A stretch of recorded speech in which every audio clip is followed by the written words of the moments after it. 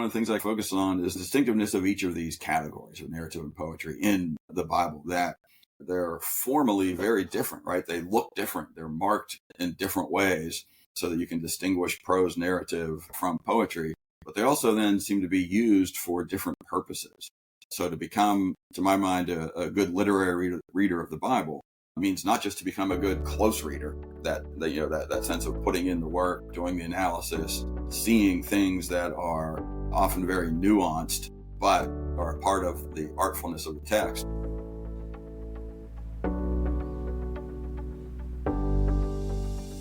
Welcome to It Means What It Means, the podcast in which a guy with some college and a day job asks experts questions about biblical studies. Today's guest is Todd Linafelt.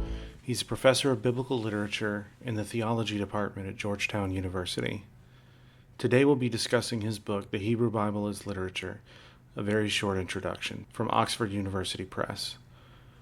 A quick word on this very short introduction series. I'm a big fan of it. I have been for almost 20 years since I found out they existed. There are hundreds of them on myriad topics. For example, this year on my birthday, my wife bought me very short introductions for nothing and infinity. So they literally have one for everything and nothing. So I encourage everyone listening to go see which of these books might be interesting to you. As always, the books that are mentioned in the episode are listed in the show notes. So without further ado, Todd Linafelt. Todd Linafelt, welcome to the podcast. Thank you very much. Glad to be here. I'd like to start out having the guests tell the listeners a little bit about themselves. All right. Yes, my name's Todd Linafelt. I'm a biblical scholar and a professor. I teach at Georgetown University in Washington, D.C. Trained in Hebrew biblical scholarship, but I'm a generalist, and I teach all sorts of classes, almost entirely undergraduates. So a lot of undergraduate teaching. I've been at Georgetown University for 27 years, I believe, which seems impossible. And my primary interest, and I think this is what we're mostly talking about today, is what typically comes under the title of reading the Bible as literature, or thinking about the literary art of the Bible. You're right. So the subject of the conversation mostly today, it'll go wherever it goes, but at least it'll start with the Hebrew Bible as literature, a very short introduction. I love the very short introductions. I have a bunch of them. Yours is number 478 of probably 1,000 or more that are out there. Is it 478? I didn't realize that. Yeah, it's the notes from my Kindle. They told me it's book 478. And it's a very interesting book because the concept is to take a very complex issue and condense it down into maybe 150 pages as a rule. That's how they approach these things. I suppose the best place to start, and you address this in the beginning, is that you're not trying to solve the debate about what literature is, right? Yeah, that's a big question. So as you're tackling this subject in the book, what did you settle on? How did you settle on the approach that you took? Yeah, okay. Yeah, so the book is, as you say, in this series by Oxford University Press, called Very Short Introductions. And I guess there are many hundreds of them. And clearly most are not about the Bible or religion, right? So they cover all sorts of subjects. And they're these kind of cute little books that are sometimes displayed in bookstores at checkout counters and things like that. So my book is one volume in this much larger series. And so it's written, the book is The Hebrew Bible as Literature, is written for a general audience. It's not written for other scholars necessarily. Someone who might just pick this up and say, oh, this sounds like it might be interesting, alongside the book on history of London or any other number of topics. So it's the Hebrew Bible as literature, as you say. And one of the questions I have to deal with at the beginning is, it's actually really hard to define literature. That a lot of people think, and I think this is basically true, that any hard and fast definition of what constitutes literature has some weak spots, has some problems with it. At the same time, that's true with all sorts of things that we nevertheless go ahead and call by a particular name, right? That it's just about anything that's interesting. When you really start pushing at the edges of it and definitional limits of it, there's always some gray area. and some sort of test cases. So I have to begin by thinking about what does it mean to read the Bible, the Hebrew Bible especially, or the Old Testament as literature. And I come down, I think, in two ways. One is to think of it as highly, I think at one point in the book I used the metaphor of highly fabricated works, highly fabricated literary works, right? Things that authors have intentionally shaped and put a fair amount of work into to do things that go beyond just conveying information, right? That it's clearly not just here, we want to teach you something, we want to give you some information, but rather these are highly constructed, often polished literary works that require, in order, I think, to read them well, that require a certain amount of attention and a certain amount of skill.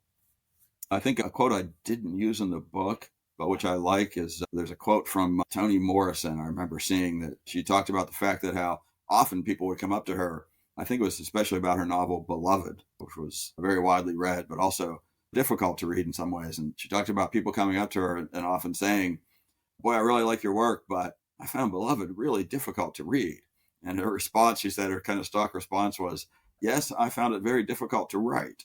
And so the idea is that if we have authors who are actually putting quite a bit of work into shaping this material in ways that go beyond just conveying information, then we ought to be willing to put in the effort to read it well. So the notion, in the first place, the notion of this is these texts are the products of kind of skilled craftsmanship that reward a close engagement.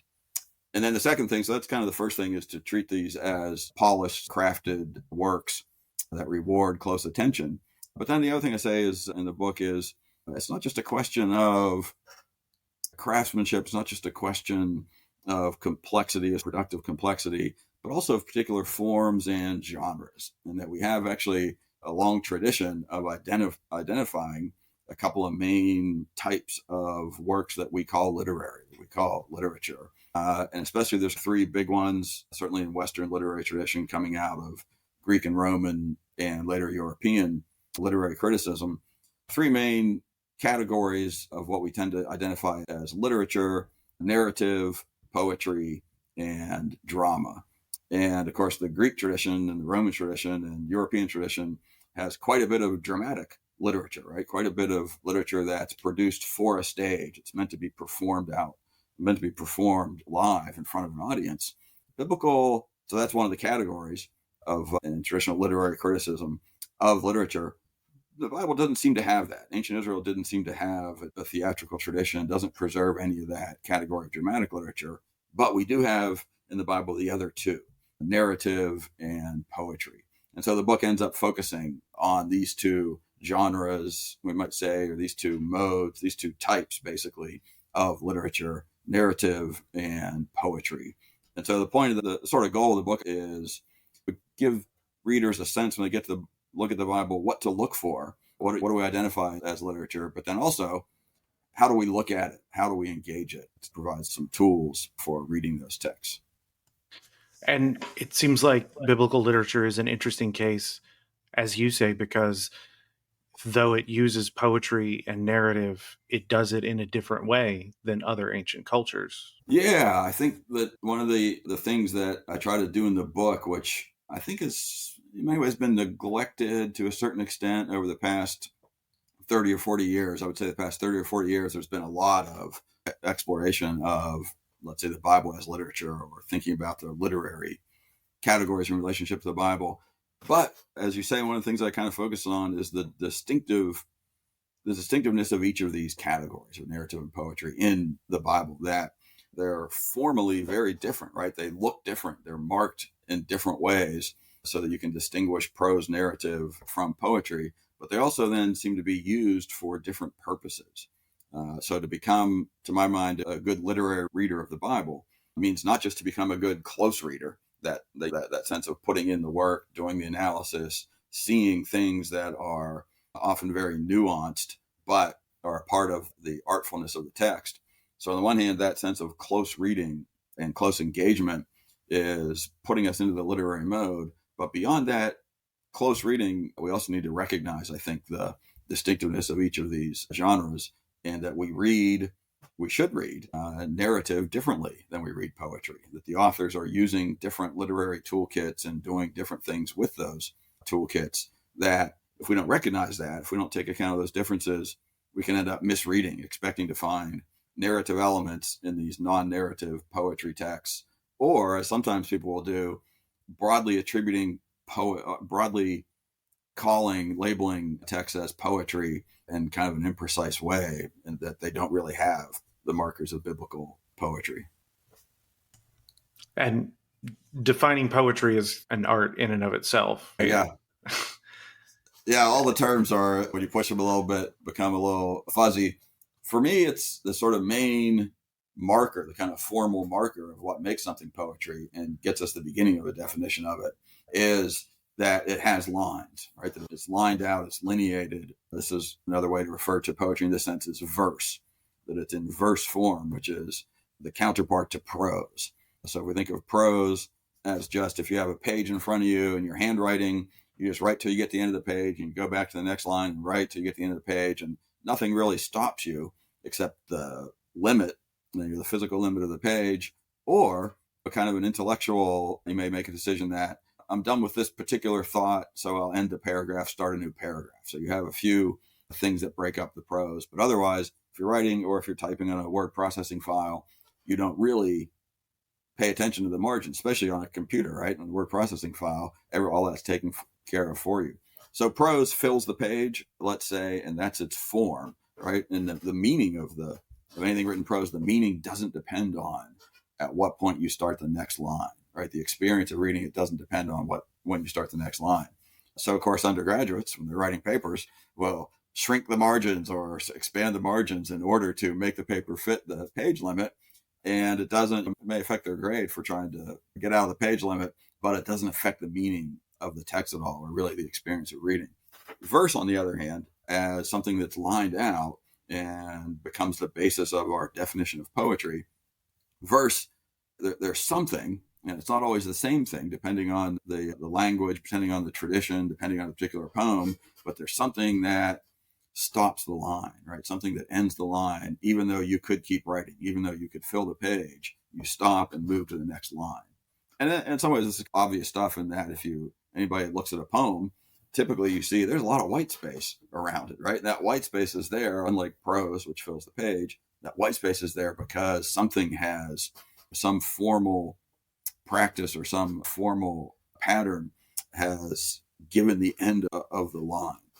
And so that notion of being lined out in verse form, for me in this book, and I think for most of the history of poetry, that's been definitional for poetry. There's other things on top of that, but lined out discourse, as opposed to just keep writing till you reach the end of the page, is the first kind of definitional element of poetry. Now, of course, it's important to say that changes, right? To my mind, most of literary history, poetry has had that element underlying it.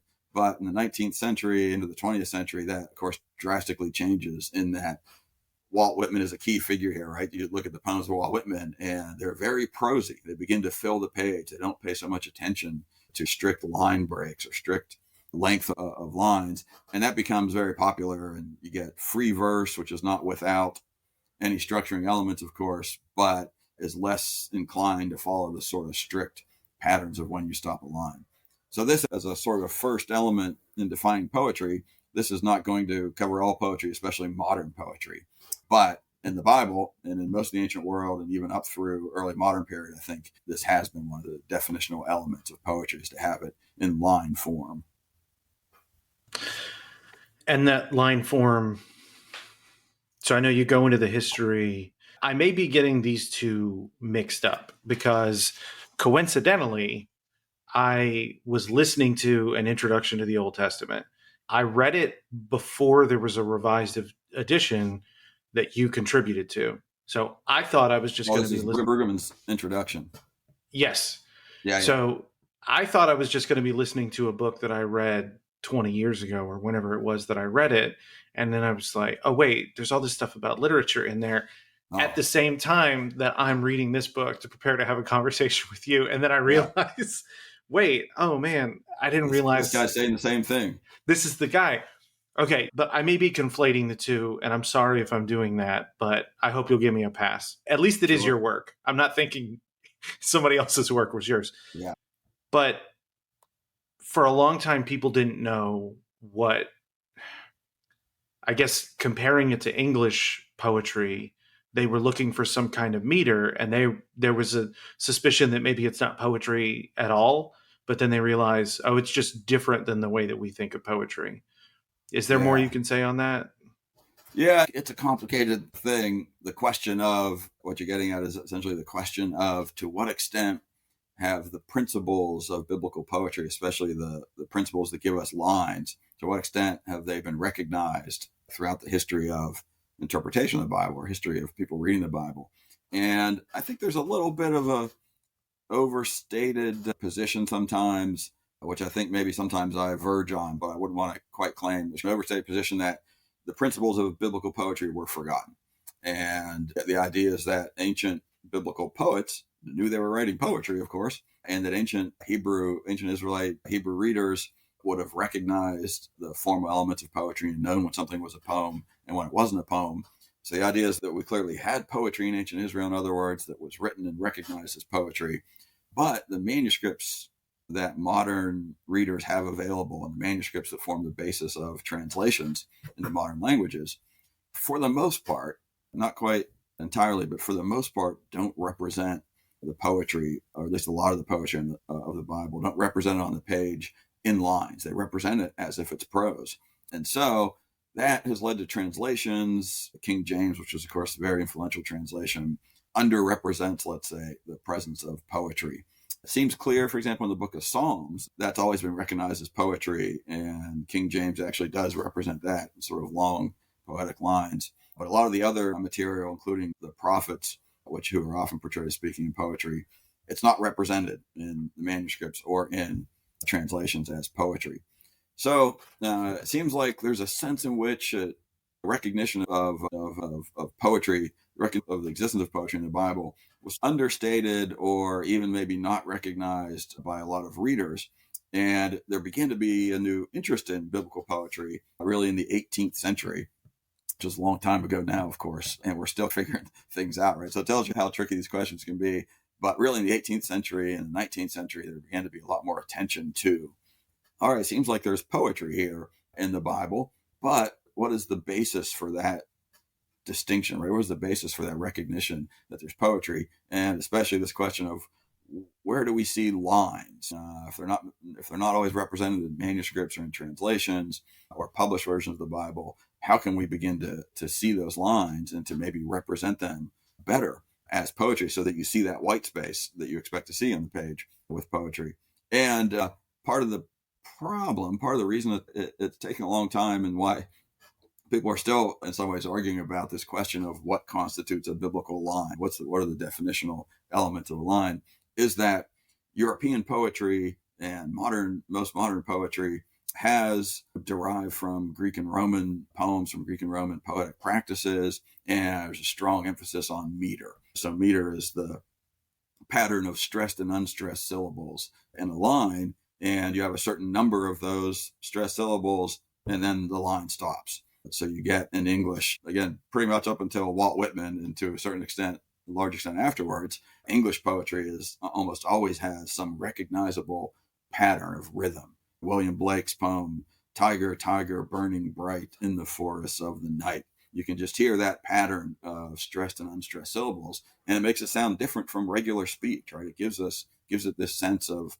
craftedness, of being fabricated. And you also know that you're at the end of the line when you hit that number of beats. Tiger, burning bright in the forests of the night. Those are two lines, each of which is the same length, has the same pattern of stresses. So that those metrical patterns were very important for classical poetry, very important for European poetry, and scholars, biblical scholars who are coming out of that literary tradition, or that's in their background, were often looking for those sorts of metrical patterns. And the other thing we notice in that line, those two lines from Blake, of course, the Tiger poem, is that it rhymes. And so that becomes very common as well in English poetry, especially a rhyme at the end of the line. Figure at the end of a line when it rhymes with the previous line, Tiger, Tiger, burning bright in the forests of the night. You have a strong sense of two different lines there that are matched with each other. So you start looking at Hebrew poetry in the Hebrew, and rhyme is incidental. Sometimes there will be rhyme. Sometimes there'll be syllables that match up in a way that sounds like a rhyme, but it's clearly not regular in the sense of used to establish particular patterns. Rhyme doesn't give us the end of lines in the way that it often does in English poetry. But it also seems, this is something that people are still arguing about, but I'm in the camp, I suppose, that it seems to be the case that biblical poetry doesn't have meter, doesn't have those sort of regular metrical patterns. So without those sort of obvious markers of line patterns, it becomes a lot trickier. And with biblical scholars who study poetry, the most sort of watershed book, the most famous book, is Robert Loth, the English scholar who held a chair at Oxford in poetry. It wasn't a biblical studies chair, but he held an Oxford chair in poetry, the big Oxford chair in poetry in the 18th century. But his specialty was the Bible and biblical poetry. And so he wrote a book, again, a watershed book, in which he argued in detail with lots of examples from the Bible for this notion that what establishes biblical lines is what he ends up calling parallelism, that the two lines are matched with each other, two, sometimes three lines, in a kind of a relationship that he designates as parallelism. And that kind of broke things open a little bit, that we started looking for the ways in which lines would match up with each other. And that helped to establish the lines. But they didn't seem to be strictly metrical, and we don't have the sort of obvious markers of rhyme that help us to establish those lines. So while we're on poetry, this is something that stood out to me in this work, that you mention, epic poems, they're long and they're probably in verse form in order for them to be memorized better, to be transmitted orally. Am I getting that right? Yeah, maybe not so much memorized, the nature of that sort of oral performance. You're thinking of something like Homer, the Iliad and the Odyssey, or even ancient Near Eastern, less famous, but some still a little bit famous poems like Gilgamesh, the Epic of Gilgamesh, which is pretty well known. That I think it's not so much a question of memorization and spitting out, the perform of these poems weren't so much spitting out something they memorized, which is in many ways a very textual way of thinking of these poems, but rather orally performed. So oral performance, and the difference, the reason I balk a little bit on memorization is that it wouldn't necessarily always come out the same, that they're not, I think our notion is that they're not in their mind looking at lines that they've memorized and repeating those lines, but in their mind, they're imagining the scene as they tell it. And so they're orally performed. In other words, no text in front of them. They're not written. These poems don't originate. These epic poems that we're talking about, Homer, Gilgamesh, etc., don't originate but with a poet writing it down on a page and then either reading it or memorizing it, but rather they originate in that moment of oral performance. But it's a very traditional form, and different singers of these poems, we tend to think of them as singers. They would perform in a sort of a song or chant-like manner, apparently. The singers of these poems still were in some ways very conservative, in the sense that they're committed to tradition, and everyone knows how this poem goes. And so here's my performance of this poem. And there's going to be a lot of commonality in other people's performance of the poem. There's going to be a lot of repetition, but the poems are being generated in the context of that oral performance. Yeah. Okay, so it may be that I read into that memorization was a part of it. So noted on that. But for the oral transmission part, because this is the thing that I bumped on, do we among the experts, do the experts on the Hebrew Bible think that it was written down sooner than some of these things, the texts that we have from other adjacent cultures? Or did it circulate orally as well? And I understand if I'm asking you to go into territory that, like, I don't work in that. I'm not a source critic or a text critic necessarily, but that got lodged in my brain as I was reading. Is there less of an oral transmission time frame for the Hebrew Bible? Yeah, that's so many of these things. There's a fairly warm debate, and especially the question of the dating of text. There's really a lot of different schools on when to date the text.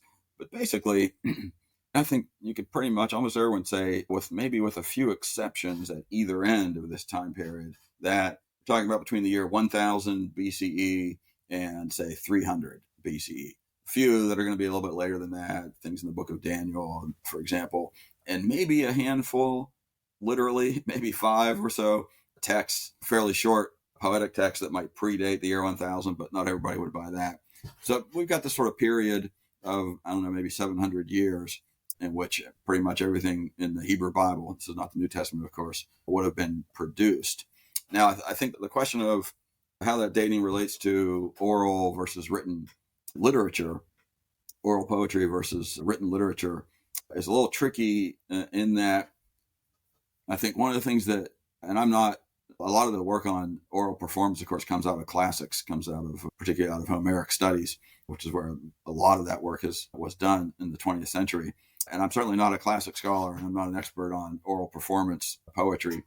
But one thing that does seem to be clear is that certainly orally performed epic literature, and by epic we mean basically really long poems, really long narrative poems, very long poems in the form of verse that tell stories, and the stories typically are set in a mythic past with great heroes and gods very active in the scene. So the Iliad, the Odyssey, Gilgamesh, etc. That seems clear that those orally performed epic poems predate written literature, predate any of the written down versions. For example, Homer gets written down, but by the time Homer gets written down, the Iliad and the Odyssey have been performed for many generations.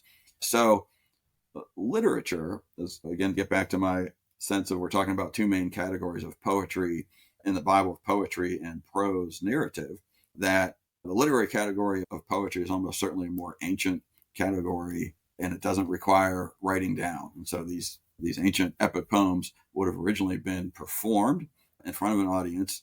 Writing then is a late technology in human existence, right? Humans have existed as humans for hundreds of thousands of years and produced a lot of poems in those times. But once writing comes about, poems begin to be written down, of course, but also then people start using writing for other sorts of things, including these non-poetic prose narratives. So once writing as a technology begins to be available to authors, then they can do things in writing that they couldn't do in oral performance in front of an audience. And that's, I think, that context of writing, of the technology of writing, is very important for the development of biblical prose narrative. And so writing allows these authors to do things that they couldn't do, to develop new forms of literature and new techniques than they could have done or would have done performing in front of an audience. But that doesn't then mean nobody's performing poems anymore, right? And so one of the things that I think that I say we, but like you, I'm not really an expert on this part of it, but one of the things that we can learn from those who are tracking oral performance in various cultures is that once writing exists, those two things will exist side by side. Written narrative doesn't replace entirely orally performed narratives. It will eventually. Like right now, you can't. That art form is pretty much dead. There were some field recordings of Slavic performers in the 30s, I think, who were still maintaining this kind of ancient tradition of long oral performances, and that really influenced classical scholars thinking about the origins of Homer. So if we get back to the dating, I think that what we would say is that the poetic form that we see, the lines in biblical poetry, are indebted to oral performance. That notion of poetry is rooted in that, probably. Whereas the prose narratives only arise once writing becomes available. But the two will coexist perhaps for a while. In other words, probably the oldest literature in the Bible. I'm not sure if this is much of a consensus about this as it used to be, but for a long time there was a sort of a consensus among scholars that the oldest bits of the Bible, the things that went back maybe before the year 1000 BCE, over 3,000 years ago, were a handful of poems that had come out of that oral tradition and got written down. So Exodus 15, the song at the sea, where Moses sings this long poem praising God for freeing them from Egypt and destroying Pharaoh's army. The poem in Judges 5 of, again, the triumphant victory poem over thanking God for victory over the Canaanites, which ends with that super interesting and super weird little scene of JL, the woman JL killing Sisera, the great chariot commander, is another one of these fragments that, for perhaps fragments of an earlier existing oral tradition that would have been comparable maybe to what we see with Homer, with the Iliad and the Odyssey. At the same time, that only survives in fragments. We don't have any long narrative poems in the Bible. We have long prose narratives in the Bible. The book of Genesis, the story of David, or maybe the main example is the Exodus story, is mostly prose narrative. So we have long prose narratives, but we don't have any of those long epic poems. But we maybe have fragments of a tradition that did exist and had not been preserved. And so the reason that I was curious about that part is not, and I thank you, I'll say, for humoring me. Long, boring explanation. No. I told you, and you're not the first guest I've said this to. I mute my mic because I and the listeners are more interested in what you have to say than what I have to say. But it was not a long, boring answer. That was a diversion that I instigated away from the literary part of this. But I do think it's relevant because, so in the same way that if we were, I know we're talking about the Hebrew Bible, but if we were talking about Paul, for a contemporary English-speaking American reader of a Pauline epistle, to understand the performative aspect of it, which is something that's still debated, still not understood really by the experts, could be helpful in communities or individuals reading those texts and understanding them. So that's why I forced that detour, was because I think it's helpful. Yeah. Now, in Paul's case, I would say there you have a pretty explicitly literary genre, right? He writes letters. Letters are, by definition, written, right? And so that's literary in the sense of something written down. So you do have that literary genre, I think. And he even say, at the end of Paul's couple of the letters, he'll say, look, I'm writing this with my own hand, right? That he would have been dictating it, in other words, to a amanuensis, to a scribe. But at certain points, he'll say, look, I'm writing with my own hand here. You can see the writing's different, calling attention to the material form. And so I think the letter is, in fact, a form very much tied to writing. You write it and you send it. And it's interesting. It's an interesting example for thinking, and I know this is a little bit of a detour, so I don't need to do it too much, but to think about the difference between dictation and performance, right? So Paul's not performing in front of an audience. He apparently did that, right? He talks in his letters about when I came to town and I put on this show and here's what happened. But the letters themselves are dictated rather than performed. And so they're written and they're read. And so I think that's different from an oral performance of an actual narrative.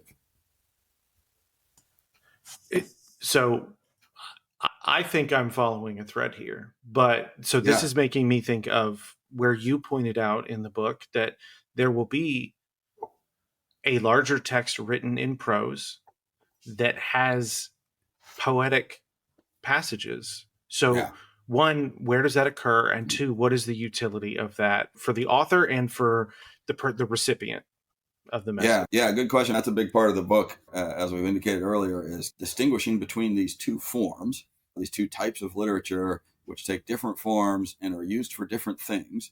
And on the one hand, we've got, and again, it's tied to this, at the time, the relatively new technology of writing. And by the way, I should say the main book on this question of the importance of writing for generating the distinctive nature of ancient biblical narrative, of Hebrew narrative, is Robert Kawashima's book. It's called Biblical Narrative and the Death of the Rhapsode, which is almost 20 years old, I guess now. But anyway, that book by Robert Kawashima is, I think, a crucial work here in exploring ways in which biblical authors really make use of writing in order to innovate a new way of generating narrative, of telling stories, which take the form of prose. Again, the long story of David, the story of Abraham, Isaac, and Jacob in the book of Genesis are classic, in many ways, classical biblical narrative. So we've got on one hand this prose narrative. So in ancient Israel, or at least in the Bible, and when you're going to tell a story, a narrative with plot, characters, dialogue, resolution, all the classic elements we expect in a narrative, you do that in prose, not poetry. The poetry then is used primarily for non-narrative genres, for other genres, other types of literary works that don't tell a story, but do other things. And the question of what the other thing is, what the other things they do is perhaps multiple. But for example, to generate love poetry, right? The Song of Songs or the Song of Solomon is love poetry, which doesn't tell a story. It's not a narrative. It takes the form of poetry. And like most love poetry is about giving expression to the feeling of love, exploring what it's like to feel that. The book of Psalms, we've mentioned our poetry, of course, and they're about giving expression to praise and lament. A few other things going on, but that experience, that expression of praise and lament, which are not narrative genres, right? So we have these two forms that emerge in ancient Israel: prose narrative, which tells stories, and verse poetry, which typically doesn't tell stories but is used for other things. But as you point out, and the question you ask here is, where do we see those two things coming together? As you point out, those two forms sometimes are entirely separate. The whole book of Psalms, 150 chapters, is all poetry, no narrative.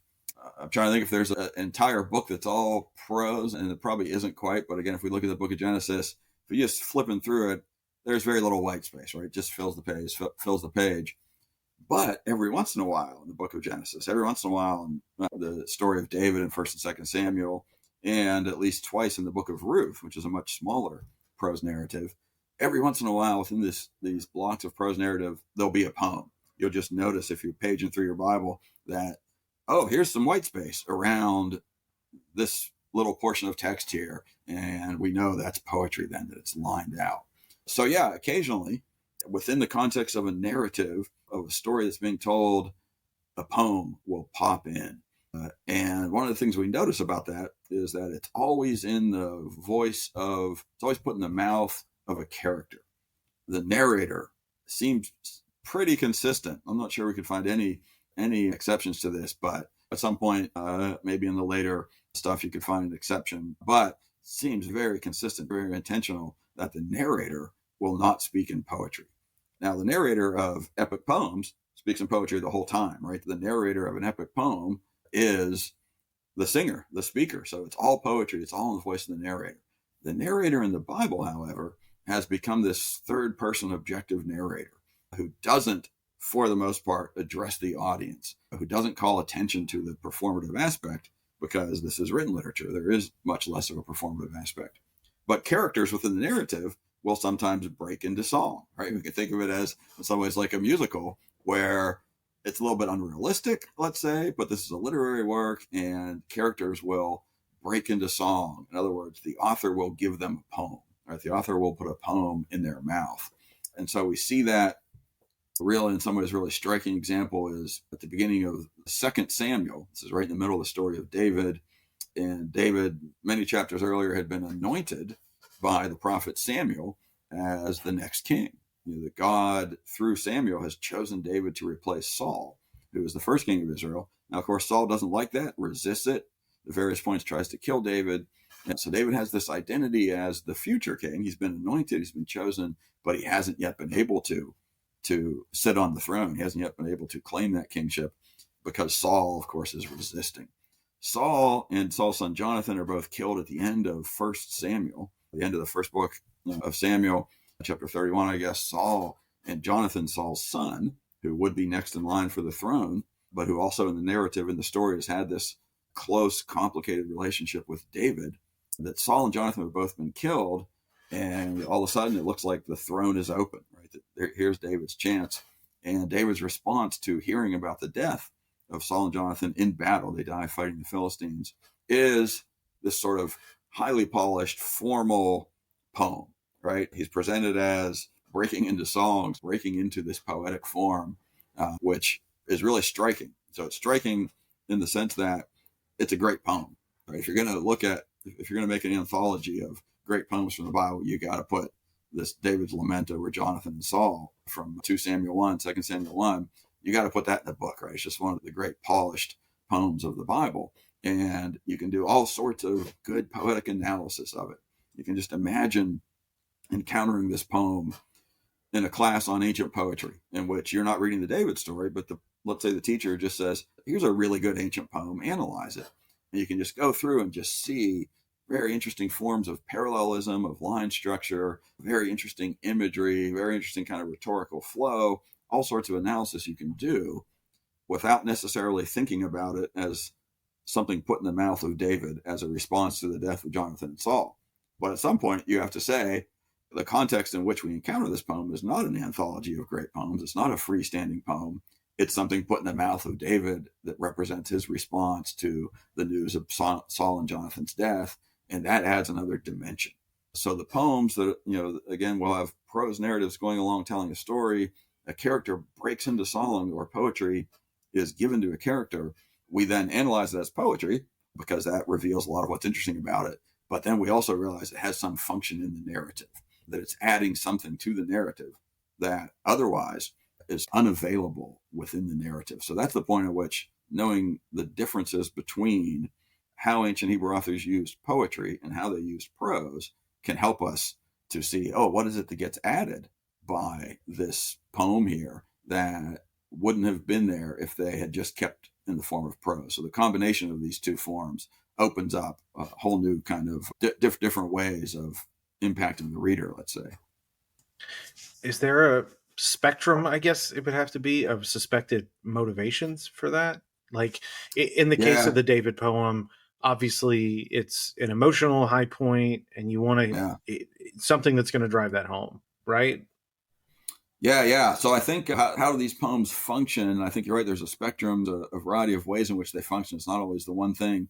But we see that the author then is able to bring in the resources of biblical poetry into this context and do different things with them. But the resources we can identify, I think, which is mainly the expression of, this is one of the things I talk about in the book at some point, I think, the expression of feeling and thought, which we haven't talked about this yet, although it's in the book. I guess we haven't talked about yet, is one of the kind of most striking elements of biblical narrative. To my mind, almost defining element of biblical narrative is the way in which it keeps the inner lives of its characters opaque to readers. In other words, and this is just amazingly pervasive and very important. And typically, I think it's just something people don't notice until someone points it out to you, or you may implicitly notice it, but realize how important it is when someone points it out to you that by and large, we have no idea what anybody is thinking or feeling in these biblical stories. And that's super important, right? That's the motivation, right? The motivation for what people do in these stories is their inner lives. And we're used to having access to that, I think, in modern fiction, which is often very much about the interior lives. Ancient readers or listeners to narratives seem to have had access to that. For example, in the Iliad and the Odyssey, you always know what motivates, for the most part. You seem to know what motivates everybody. But one of the things that biblical authors do in this, as they develop this new form of prose narrative, is to give this sort of what we might call, in many ways, a very early form of realism, realistically rendered characters. I'm tying this opaqueness of the characters, the lack of insight into what they think or feel. I'm calling it in some ways a form of realism because, of course, in the real world, that's how it is, right? In the real world, you can't get in somebody's brain and know what they're doing and know what they're thinking or why they're doing what they're doing. But at the same time, it's not like we have nothing to go on, right? At the same time, we become very good at interpreting, right? We're constantly interpreting other people based on what they do and what they say. And so if they do this or they say this, we may have a pretty good idea of what they're thinking. But we also remind ourselves that we never really know what someone's thinking, and we never really know everything that somebody's thinking. Even if we may know, here's why this person did this, or think we know that opaqueness with our experience of other people is then reflected in biblical narrative, where instead of the author telling us what it is that David is thinking at this point, or what it is that Ruth is thinking at this point in the story of Ruth, instead of telling us that, it's left to our interpretation, right? We have to think about what is Abraham thinking. Maybe the most famous example of this is, what is Abraham thinking when God says, kill your son? The narrator doesn't tell us, of course. And because of that, because nothing is reported, readers will often say, Abraham's thinking nothing. He's just obeying. He's just a paragon of obedient faith. He's not worried. He's not questioning or anything. That seems a little unrealistic, right? It seems that this is not a human being if that's the case.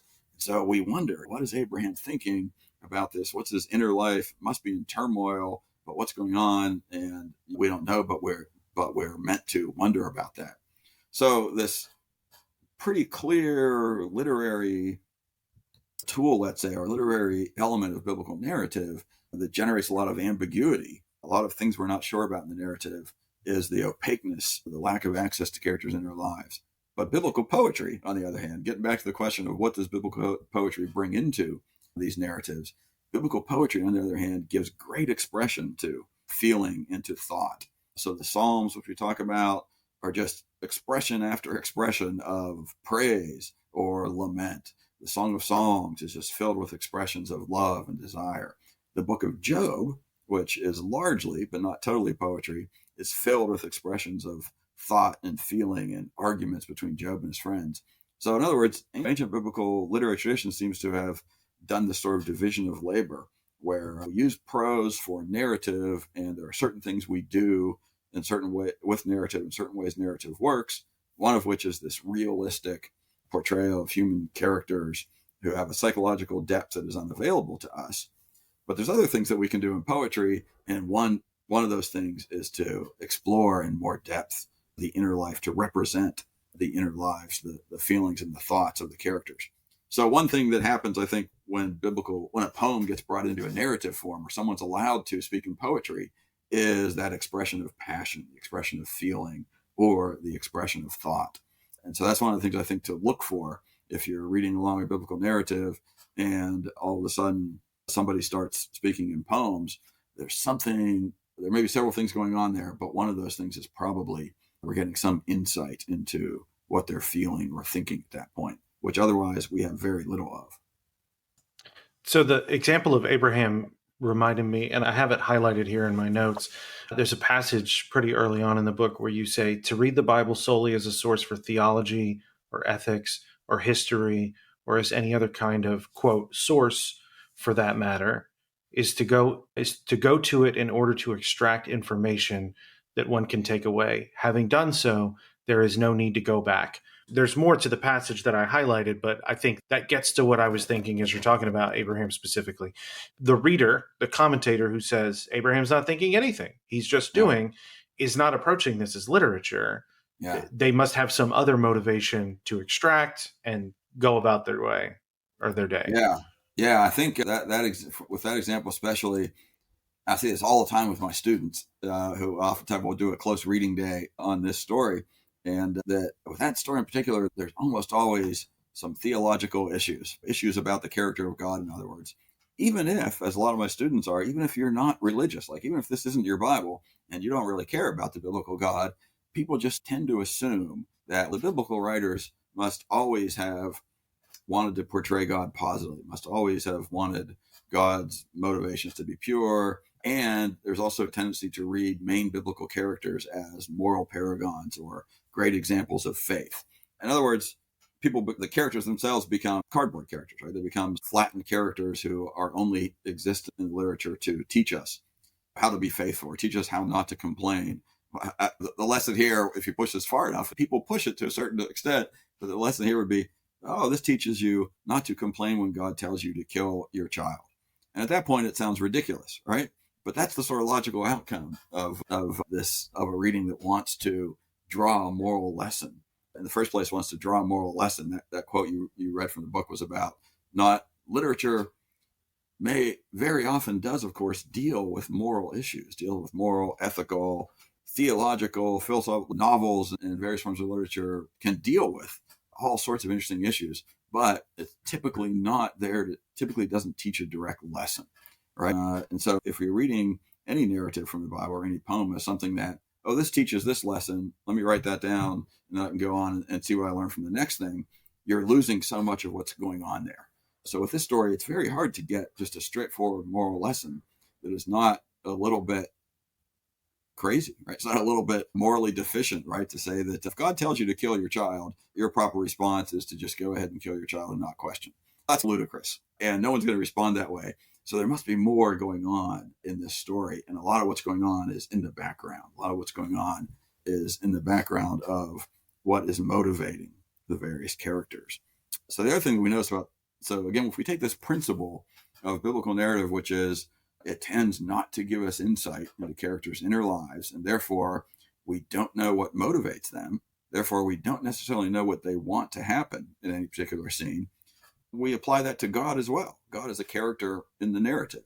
So we can say with Abraham, we notice that we don't know what he's thinking. We don't know what he's feeling, but boy, that's an important element of the story. We could say that about Isaac. We also notice that we don't know what Isaac's thinking about this trip with his father, which Abraham has been told is going to end in the literal sacrifice, the slaughter of Isaac.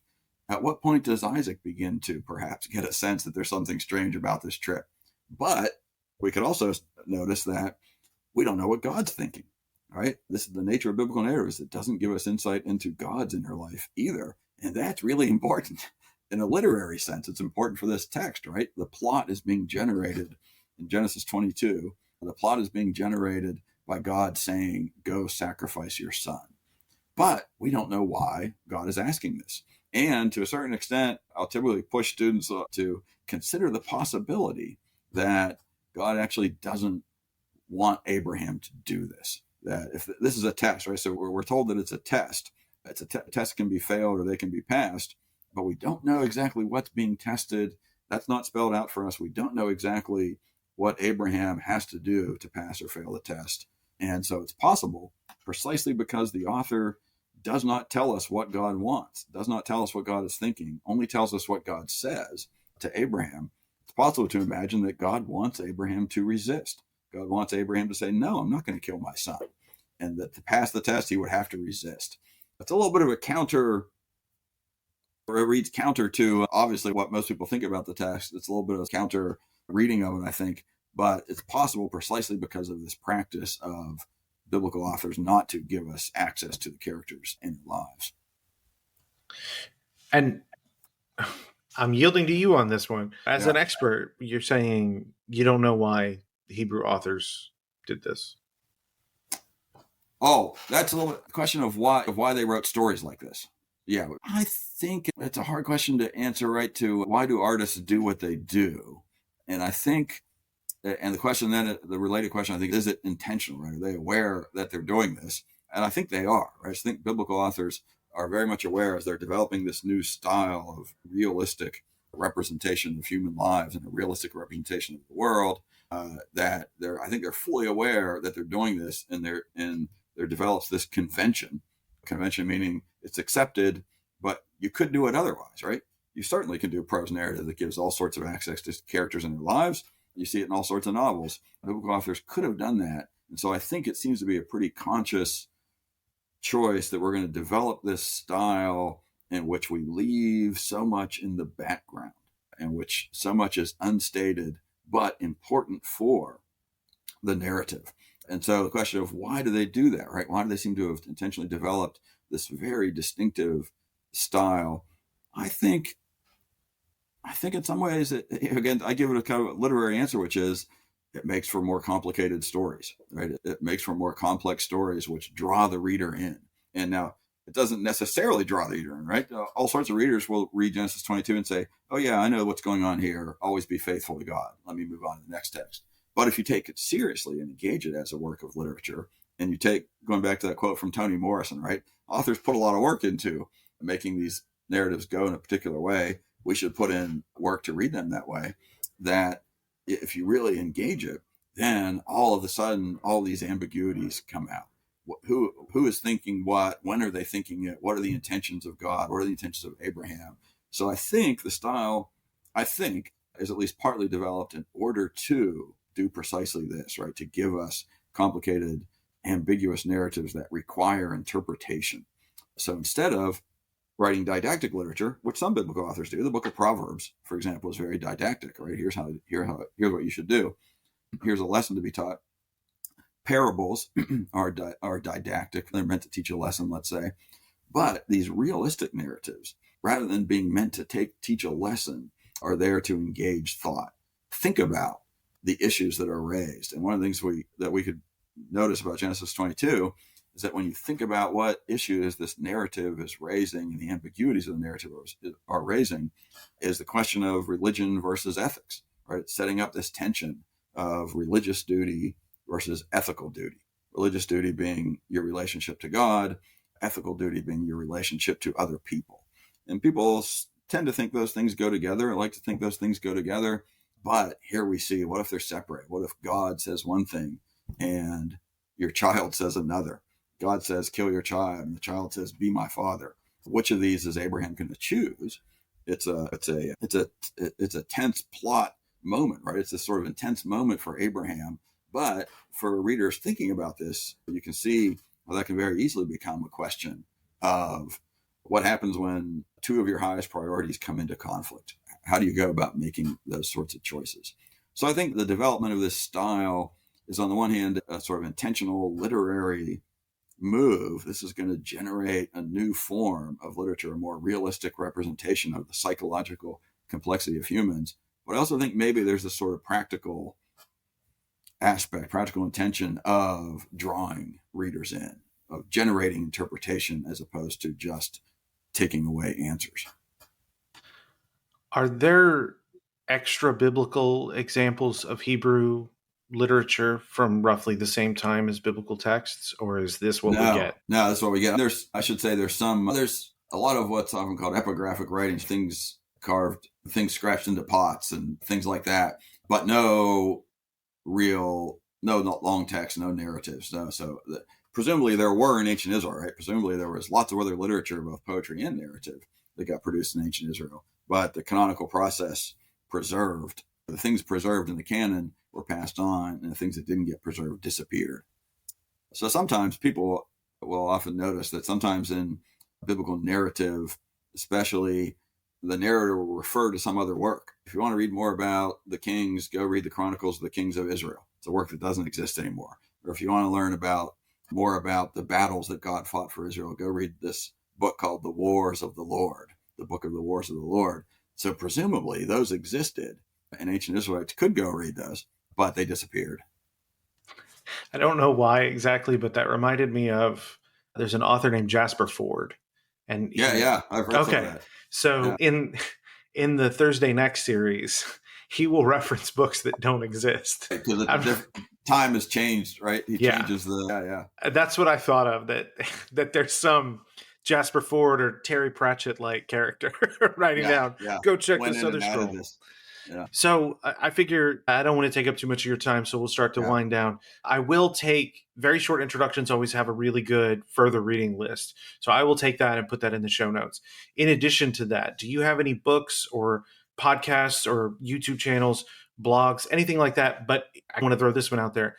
Are there biblical translations that you think are better for literary appreciation, and then commentaries for just average readers who want to better understand the literary complexities of Hebrew Bible? Yeah. I have to admit, I'm not big on knowing all the different translations. So I haven't done the sort of comparison to say, oh, here's one that's obviously far superior. My sense is most of the sort of mainstream translations are pretty good. The New Revised Standard Version is what I almost always use with my students, and it's pretty good. But you're always going to find little things here and there that you don't like. But the JPS Tanakh, that's not published by the Jewish Publication Society, is also very good, I think. Those both read well, and they both represent poetry on the page when it's poetry and represent prose when it's prose. They may miss some things here and there. Some of the times when characters speak in poetry, translators don't notice it, I think. But I think any of those modern translations are pretty good.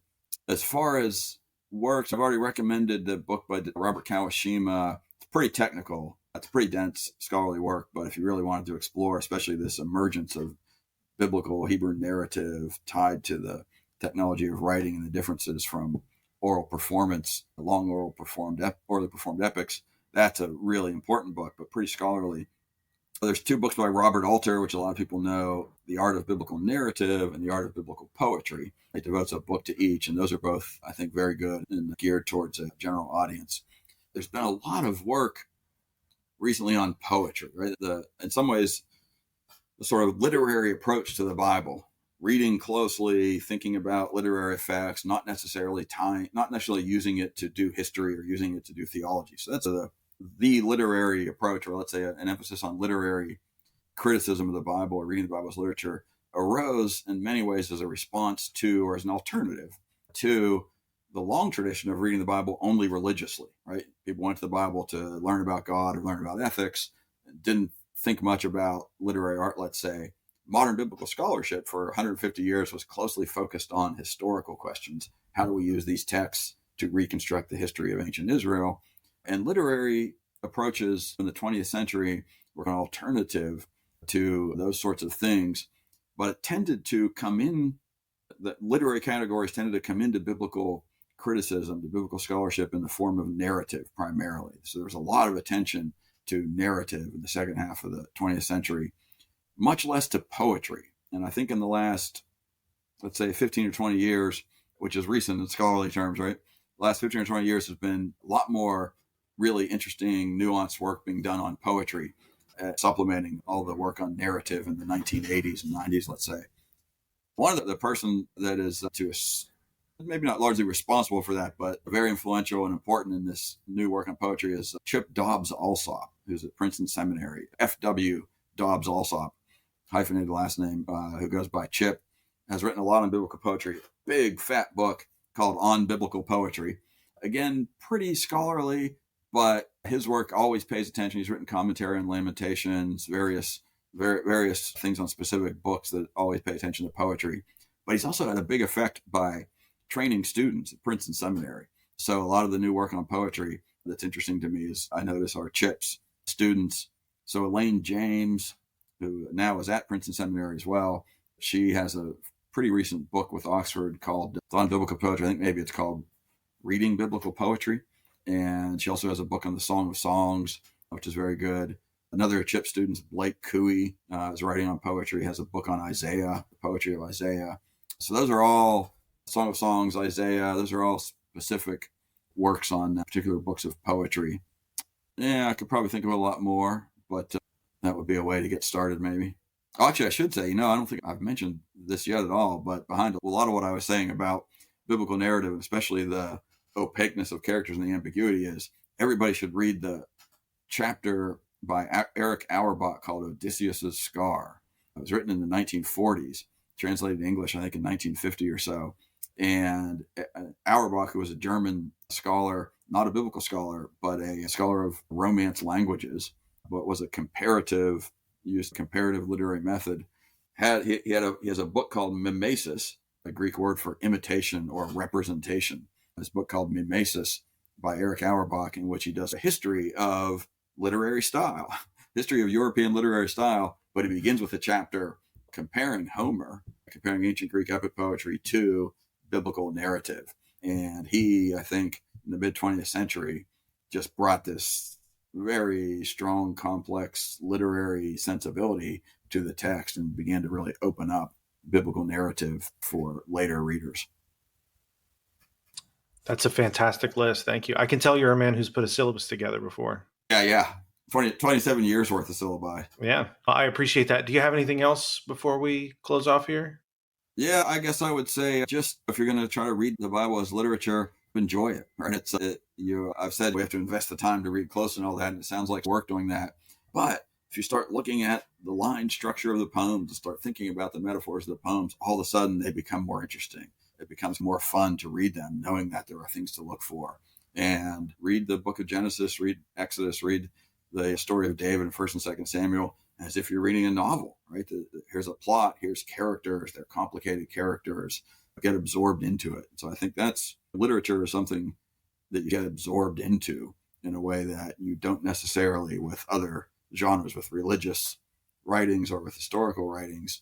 You're often there to learn things, which is great. But literature is not so much about teaching you things or giving you lessons as absorbing you, shaping your imagination. So I think it's look at it not just as, I need to adopt this scholarly approach, but rather, this is going to help me see things I wouldn't have seen, and they're going to be interesting things. It's good advice. Todd Linafelt, thank you for being here. Yeah, thank you. I appreciate it. Thank you so much for listening. Please subscribe and rate the podcast on your favorite platform.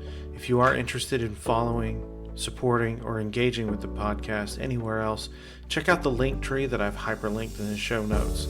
I try to put episodes out as soon as possible for $5 a month on Patreon. So if there's something that I've announced or you've seen on social media, just know $5 a month, you can listen to every episode that I have edited, and I try to get them up within a week of recording the conversation. Take care.